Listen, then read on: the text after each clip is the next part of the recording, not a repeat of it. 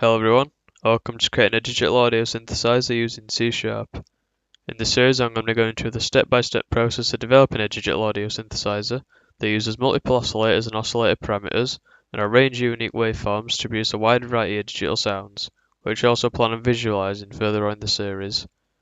Now for those that are new to digital audio or don't know much about it, I'd just like to say that the synthesis of it is not a complicated topic whatsoever, depending on what you're trying to do. But I will be going through the entire process step by step to make sure you understand. This means that the only knowledge I really need for this series is basic C# syntax knowledge and knowledge of how the language works, because again, I'll be able to show you the entire process of digital audio synthesis, because it's really not complicated. Now before we jump straight into developing our own synthesizer, let's first take a look at how digital audio works, and how an already made synthesizer called Massive generates this audio. So first things first, what is digital audio? Well, in its most basic form, digital audio is literally just a bunch of numbers. Now I don't mean binary values like 0 and 1, like all files in a computer are stored as, but I mean all these binary values actually represent numbers, so ranging from 0 to potentially really large numbers. Now you may be wondering how it's possible for all the digital audio you listen to just be made up of numbers, but it's the combination of these numbers that matter. So each of these numbers, called a sample, represents the volume or the loudness, called the amplitude, of the point in time where the sample is at. So the first sample will start at the volume that the value is at. So if it's 0, there'll be no volume. If it's the highest value it can go to, it'll be really loud. So all the audio you listen to, say you listen to a song or you're streaming a video or even my voice now, it's literally just a specific combination of numbers that are arranged so you can hear, or it just sounds like, my voice that's coming through now or anything else you're listening to. So if digital audio is literally just a bunch of numbers, why do we need synthesizers like Massive here? Which, don't be scared off by all the UI and all this colourful stuff that looks really complicated, because we're only going to be focusing on a really small part of it. So Massive here, what it does is when we press a key like this, it generates all these samples for us. You can actually, another way to generate audio would be to type it in or enter it into a file and then play the file back, but that'd be extremely impractical and inefficient, because each normal audio or everyday audio you hear that's digital usually uses tens of thousands of these samples to generate 1 second of audio, or usually 44,100 samples in 1 second. So it would take literally hours to make even 1 second of audio. But even if you were willing to spend probably days of time typing in all these numbers to replicate a certain sound, how do you know that the numbers you've been typing in are actually going to represent a sound you're trying to make?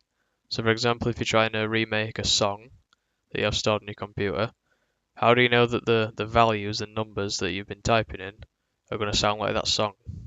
Well, you don't, because they're just numbers that don't actually represent anything in terms of audio just on their own. So this is where synthesizers come in, like Massive here. If you focus on these 3 tabs here, OSC1, OSC2 and OSC3, or not even OSC2 and OSC3, just OSC1, because this is the only thing that's going to be generating audio because everything else is off for the minute. So OSC1 stands for oscillator, which basically, if you don't know what oscillator is, it's something that it oscillates, so it goes back and forth. So something starts at a starting point, then it goes up, and then down, and then back to its starting position. That's an oscillation. So this means that it's going to be generating values, so all these samples that we've been talking about, it's going to go back and forth. So it's going to go generate positive values, then negative values, then positive, then negative. So what actually decides the pattern that these have been generated at is this tab here. If you look here, it says square saw. This is a wavetable. This is what Massive does. It works with wavetables. So if you look at this wavetable position knob here, it's set all the way to the left, which means it's going to be on the square wave. Whereas if you drag it all the way to the right, it's going to be on the saw wave. Anywhere in between, it's going to be a mix. But say we just want square wave, so we drag it all the way to the left. Now if we play some audio, all those samples that have been generated, if you plot them on a graph, they're going to look like a square wave. So they'll be going up and then down and then just straight lines and then up. Whereas if you change it to a sine wave, see sin here, and play it, all those values on a graph are going to look like a sine wave. So now we know that digital audio is generated in different patterns. What else can influence the sound that's been made? Well, the other main thing is the frequency of the sound. So I was pressing the V key to play the previous sound, this sound. But say I press the P key, which is higher on the keyboard, it's going to oscillate at a higher frequency. Sound like this. What that basically means is the frequency, which is measured in hertz, determines how many complete waveforms the oscillator is going to oscillate through every second. So say something was set to 500 hertz for a frequency, it'd be generating 500 waves per second. So all the values, all the samples that have been generated, would represent 500 sine waves. And say I press something like the Z key, which is at low frequency, it'll sound like this. Which means less sine waves have been generated every second. So now that we know that we can generate audio just using a pattern and a frequency, how would we go about replicating this in our own oscillator or our own synthesizer? So the first step in developing the synthesizer was to actually create the C# project. We'll do this now. It's going to be a Windows Form application, so we can take advantage of some of the user interface and controls Windows Form has to offer. Once it's set up, we'll do some basic renaming. So we'll rename everything to basic synthesizer, so it does what the name suggests. We'll rename the form and the title of the form to basic synthesizer. And the first thing we'll be doing is we will actually be taking advantage of any of the UI or the user interface first, because in this part I just want to focus on creating some audio, synthesizing some digital audio, just with minimal control, just so we can actually synthesize some to start with. So, like Massive, I want to activate the synthesizer with a key press. So, to go down to miscellaneous on the form properties, make sure key preview is set to true, because if it's set to false, the form will ignore key presses. But if it's set to true, it will detect them.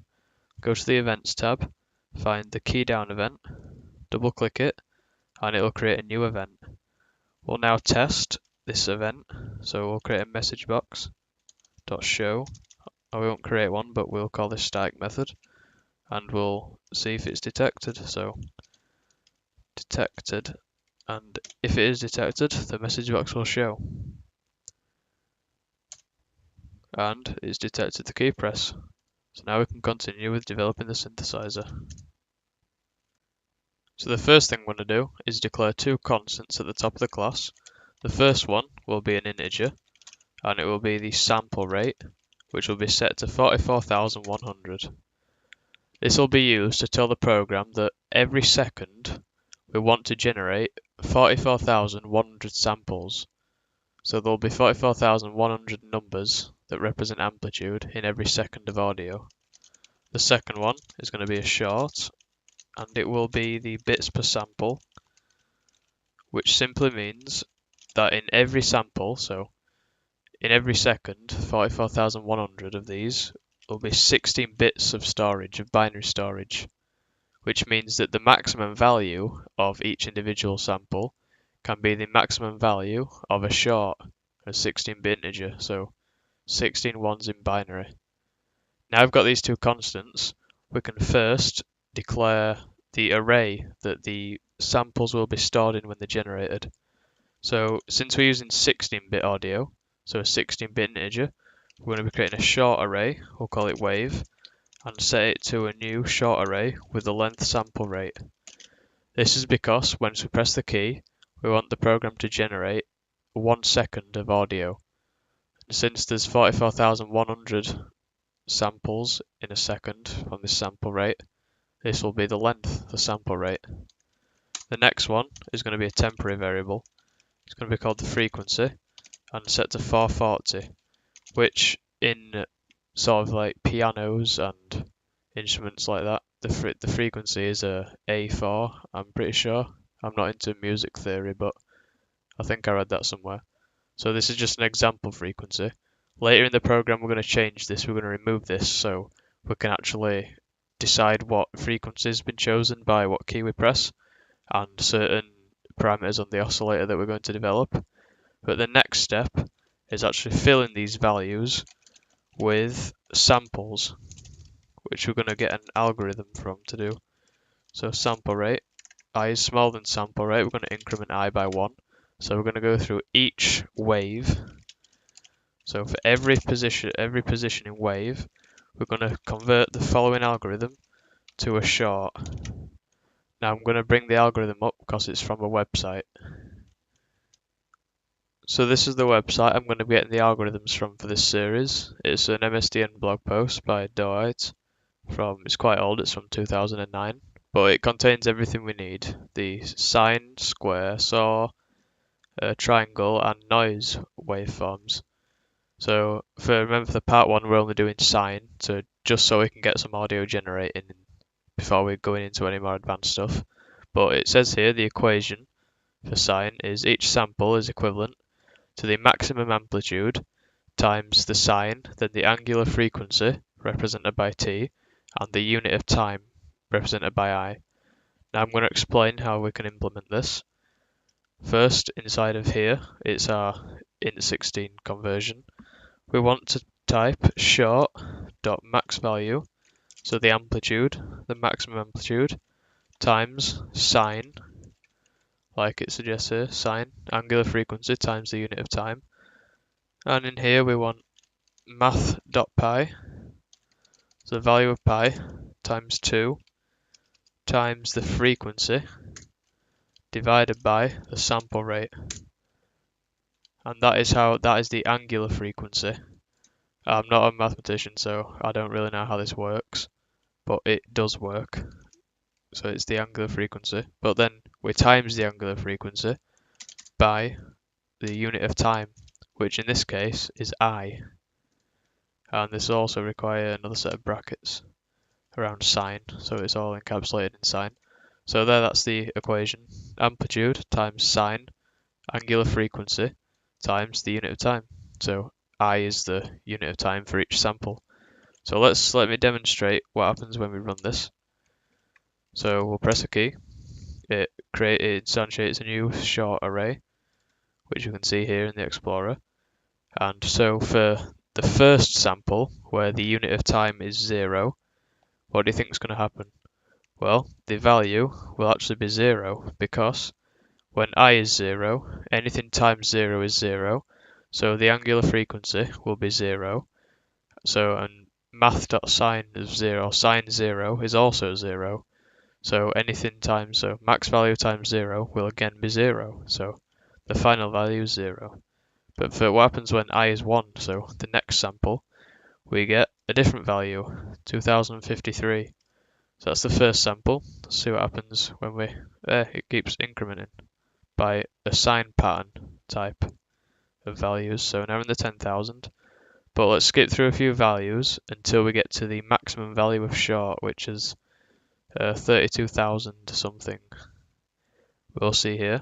So it's starting to slow down in its increments because it's following the sine pattern where it curves off at the top. But we're approaching 32,000 here.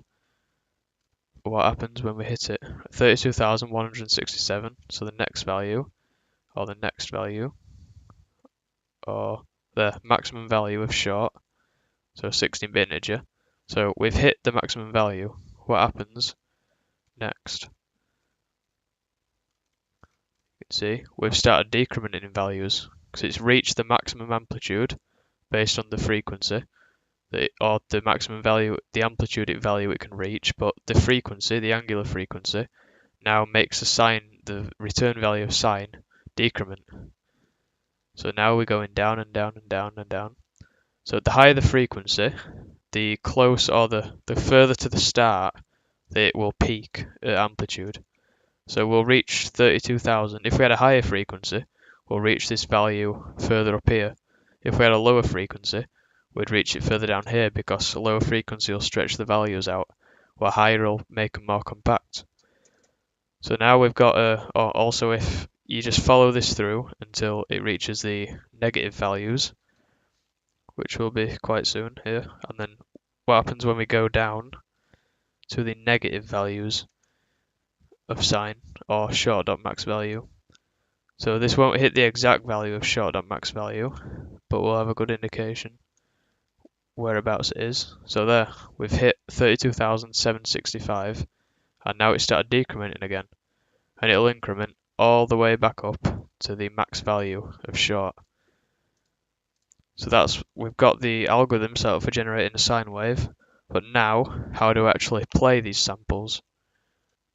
So to play these samples as audio, we've got to pass them to a piece of software that will control the conversion from digital, so samples that represent amplitude, to an analog format which will be played by the speakers. Thankfully we're not going that low level in this, but we will be passing them to a class that can handle this for us. So we'll actually need to use system.media for this class, and the class is the sound player class.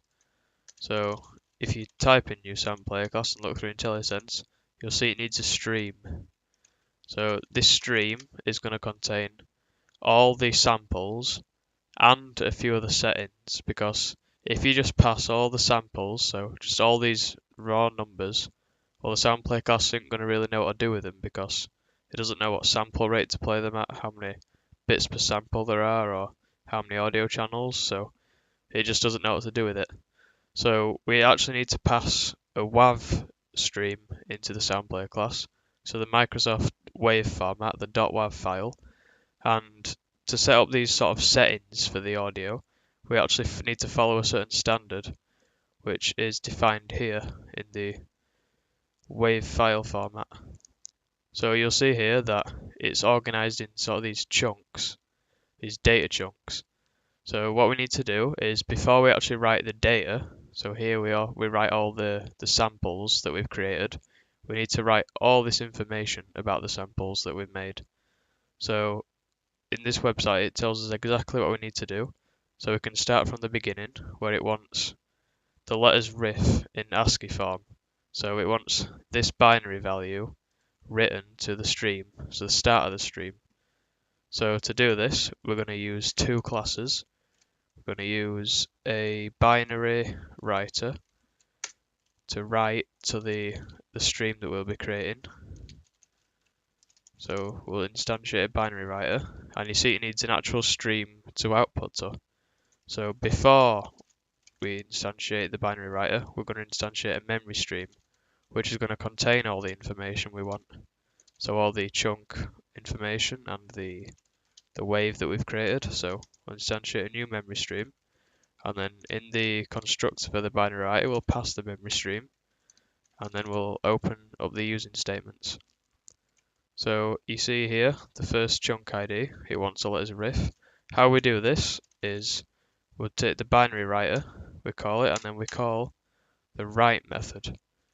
Now, what some people might do, which is a mistake, is put riff like this in a string format. This is incorrect, because it wants 4 individual bytes, so 1 byte per character of the letters riff. And if you pass a string to the binary writer.write, it's not going to write each individual character. It's going to write a string. I don't know what the exact result is, but it's not what we want. So we actually need each individual character. So all we need to do is create a new array, just a temporary one, and make sure it's characters, and just pass riff in characters. One more, and that will be written. This will write these numbers, or this binary value represented as hex here, into the stream. So the next one, it wants a subchunk 2 size, which if you look, this is down here. It wants 36 plus the subchunk 2 size. So since we're going to use subchunk 2 size twice, we can actually just create a variable here, subchunk 2 size. And what this variable needs to hold is, if you look down here, it wants the number of samples, so that the sample rate in our case, times the number of channels, which is 1, because we're not dealing with any audio channels or any more audio channels than 1, times the bits per sample divided by 8, also known as the blocker line. So we'll actually create another integer called blocker line here, and this will be the bits per sample, so the constant, divided by 8. And now the subchunk 2 size, it wants the number of samples, so the sample rate, times the number of channels, which again is 1, but so we don't really need to put that in because just times in anything by 1 will equal the same thing. We can times it by the blocker line, and then we can write this to the stream. So binary write wants 36 plus the subchunk 2 size. So put that in there, and we've written the second part. So the next thing it wants is a format, so it wants wave, so we're going to need to write more characters. So a new array with wave in it. And if you look for the next thing it wants another ID, which is fmt in a space. So instead of just creating a new write function, we can just continue the first one, since it doesn't really matter, it's just writing these values to memory. So it doesn't really need any specific order, apart from the order of the chunks. And now we can move on to the next one. The next one it wants is a subchunk 1 size, so it's a constant here, 16 for PCM. So this is the value it wants. We don't want to change this because we're not dealing with anything that isn't a PMC audio. And the next thing it wants is the audio format. So for PCM, I mean PCM, not PMC. So PCM, we want the value of 1, but you'd have to take note here, the size. So you see it's been 4, 4, 4, 4, 4. The 4 here is referring to 4 characters, so 1 byte per character, and everything else, like the numbers we've been putting in, it wants 16 in 4 bytes, so an integer 32 bits, 32 bits is 4 bytes. What happens when it wants 2 bytes? Now, how many bits is 2 bytes? 16. What is a 16-bit integer? It's a short. So to comply with this WAV, this chunk organization, we'll actually have to cast 1 to a short before we pass it. So it's only going to write 2 bytes instead of 4. And the next thing it wants is the number of channels. So again, it's a short, we have to be careful of that. So binary write, and then short again, and 1. So we've written 2 shorts. Now the next one is just a standard integer. So it's the sample rate. So we can write simply the sample rate constant we've declared before. And the next one, it wants the byte rate, which is sample rate times bits per sample divided by 8, also known as the blocker line. So we can write that, and it is a integer byte rate, 4 bytes. So sample rate times the blocker line. And the next thing it wants is the blocker line is in a short this time. So we could just change the type of blocker line to short. I think that would be possible actually. I don't think that'll conflict anything. So we won't need to explicitly cast it. So blocker line. And the next one it wants is the bits per sample, which we've declared as a constant short. So we won't need to cast it.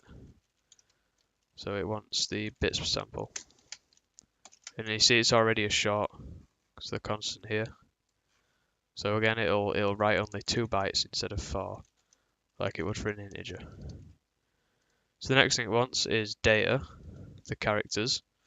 So simply create a new array, D, A, T, and A. And it's the data ID. And now it wants simply the subchunk 2 size again. And it is an integer, which we've already declared, so subchunk 2 size.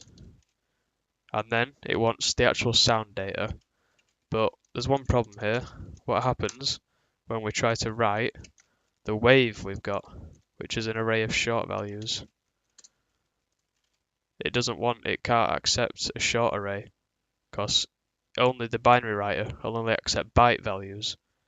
Now we need to convert each short into 1 byte, so it's in a byte array.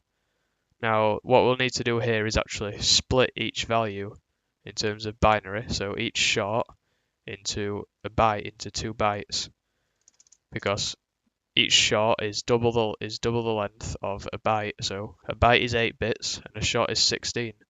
So each 16 bits is going to have to split into 8 bits, or 2 lots of 8 bits. So what we'll do here is create a new byte array. We'll call it binary wave and set it to a new byte array. And now we need to pay attention to the length. We want the sample rate times by, and then the size of operator, and then the type of the wave file. So the size of operator simply returns the size in bytes of each data type. So size of short will return 2. Size of int will return 4, because int 32 is 32 bits or 4 bytes. And size of byte would return 1. We could simply just put 2 here, but it's more clear what we're trying to do if we put size of short. So once we've got this wave here, how do we actually convert it into, or convert the entire short wave of the samples we've created? How do we convert them into a binary wave? Well, there's a clever function for this. So once we've generated all the samples, we're going to use the buffer.blockCopy method. Now there are a lot of parameters here, but we'll go through each individual one. So this first one wants the source array. So the source array is the wave, so where the source of all these values are coming from. Source offset, we want it to be 0, so it starts at the start. It wants a destination array, which will be the binary wave, so where all these split values are going to go. And it wants to start at the beginning. Now the count, since we split in every single short into 2 bytes, we're going to simply want the sample rate, or to make it more clear, wave.length times by 2. Or again, size of short. That's more clear. So it's going to split every single short into 2 bytes and write them inside of the binary wave. So now, when we go to write here, we can write the binary wave. So now we've written all the settings we need into this stream, and now the sound player class will be able to accept it. So we can type in new sound player class, the stream it wants, so the memory stream we declared before, and now we can then play the sound using the play method. Although there is one thing we need to do first, which is a memory stream. It has a position, a property that's assigned as position. Basically, it is what position the memory stream is pointing to, so it's like a pointer type value. And because we've been writing to this stream all this time, it'll be at the end. So what we need to do is just set it to the front. If we don't do this, the sound player is simply going to try and play the last or after the last value. So it's not going to be playing anything. It's just going to be blank. But when we set it to position 0, it's going to go right to the start. So it's going to read riff. So now let's open this up and press a key and see what happens. And that's synthesized audio. You can press any key. It's playing the same sound at the frequency of 440. Just a sine wave. Now we can manually change this, so how about we give it something like 900, higher frequency. You can hear that's obviously a higher frequency. And what happens if we give it something lower, like 140? There we get some bass, some sub bass. And back to 440, we'll keep it that standard. And that is how you synthesize audio in the most basic form. Obviously, the rest of this series, we're going to be adding so much more to the synthesizer. We're going to be adding a way to change the frequency by different keys. We're going to be able to add multiple oscillators, and some oscillator parameters, such as volume or offset, plenty of different waveforms, and an audio visualizer. And this concludes part 1 of creating a digital audio synthesizer using C#. Thank you so much for watching, I hope you've learned a lot. If so, please leave a like and subscribe to stay updated on all the content I upload. Also, visit my Patreon, which has links to all my other non-tutorial creations, such as mods for games and much more in the future. Links in the description. I'll see you in part 2.